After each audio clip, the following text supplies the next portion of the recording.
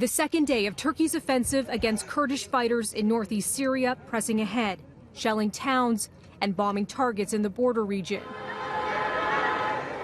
According to the United Nations Refugee Agency, tens of thousands of civilians are now on the move to escape the fighting and seek safety, adding new displacement to what is already the largest displacement crisis in the world after 8 years of conflict within Syria.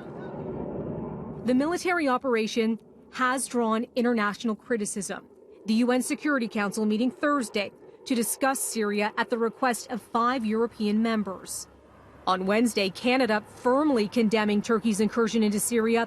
Minister of Foreign Affairs Chrystia Freeland posting in part, "We call for the protection of civilians and on all parties to respect their obligations under international law, including unhindered access for humanitarian aid."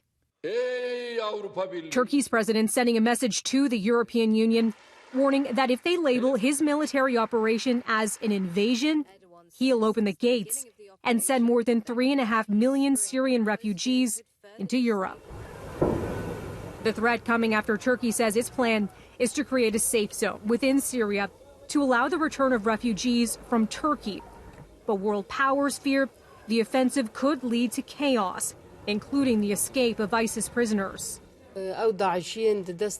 Speaking in Brussels, this senior Kurdish official warns ISIS militants could break out of prisons in northeast Syria as fighting intensifies between the Kurdish-led Syrian Democratic Forces and Turkey. She says one of the prisons has already been bombed by Turkish planes. The Turkish operation began just days after a pullback by U.S. forces from the region.